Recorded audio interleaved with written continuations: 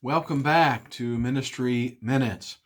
If you are wondering why maybe you haven't seen one of our videos in the last couple of weeks, it's because my wife and I were on a little hiatus, a little vacation, a conference time, and so we're back, and so I'm ready to dive back into our Ministry Minute. What I'd like to do, though, when I first started this back in March, as many of you know, when our church could not meet for a few weeks due to the COVID and everything, I wanted a way to connect, a way for you to stay connected, a way for you to stay engaged in ministry. And that's why we started these Ministry Minutes, and we've been doing them on Tuesdays and Fridays.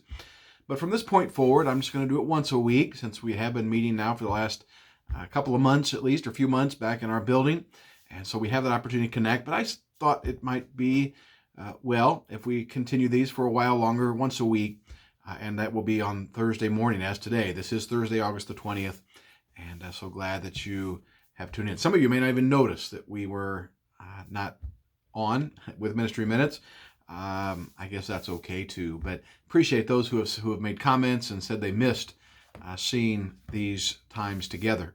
And so this morning, I'd like to read Ephesians chapter 4 and verse number 29. It says, "Let no corrupt communication proceed out of your mouth, but that which is good to the use of edifying, that it may minister grace unto the hearers." As those again who have been watching know, we've been talking about different aspects of ministry, different ways to be involved in ministry as the people of God, the children of God, and so he talks about here ministering grace unto the hearers.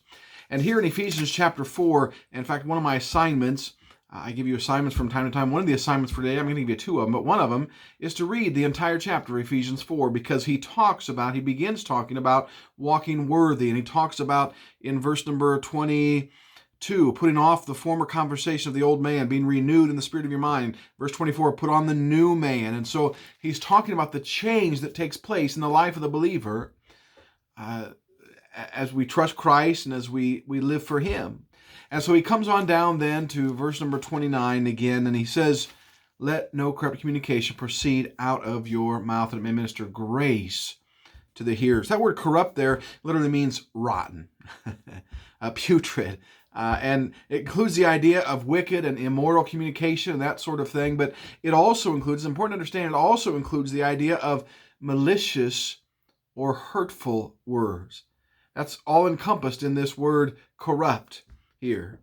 And so when it talks about corrupt communications, you say, well, I don't take the Lord's name in vain. I don't talk, again, immorally. I don't do, but it's also talking about hurtful words, damaging words, as we communicate with one another. And so he says we're to communicate, not corrupt communication, but he says that which is good to the use of edifying. Edifying, means just to build up.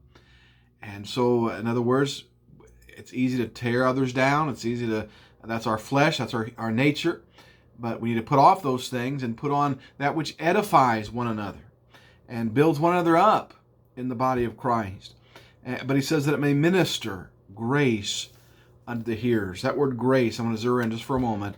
That word grace or graciousness, it's the same word used all throughout the New Testament, same word used in Ephesians 2:8, where it says, "For by grace are you saved through faith." So in other words, we are supposed to extend the same grace to others. In our speech, by our lives as well, but in our speech here specifically he's talking. But we're to minister show the same grace to others that God has shown to us. And so when someone says something to us that is offensive to or that hurts us, what are we supposed to do? Well, we snap back at them, don't we? We get angry when there's an injustice or in our name or whatever it is. But he says we're not to return. We're to minister grace in our communication. You say, well, they didn't ask for grace. They didn't ask for forgiveness, or they said this. They don't deserve my graciousness. Well, you know as well as I do, none of us deserved God's grace or graciousness. He loved us. Christ died for us while we were yet sinners. He extended grace to us long before we ever asked for forgiveness. He still extends grace to us, by the way, when we fail and we falter. Undeserved favor, of God, because of what Christ has done, not because of how popular we are, or how important we are, or how good looking we are, or what. No, he extends grace to us because that's who he is. But it's because of what Christ has done. And so we are to minister grace to others because of what Christ has done. And so as we think about that, I want you to work on that this week and intentionally work on, that's your other assignment, intentionally work on communicating grace to others. That which is edifying, building others up, encouraging them rather than criticizing them. Pray for them, encourage them. But then also, when opportunities arise and people deserve something other than kindness, we're going to show grace anyway. We're going to communicate grace anyway, whether it's our spouse, our children, whether it's another family member or friend or co-worker, whatever the situation is. When we are ready to lash out, when we're ready to say something that will tear down, something that will hurt, hurtful words, we, as the old cliche goes, we bite our tongue. And instead then, not just bite our tongue, but instead we minister grace to the hearers.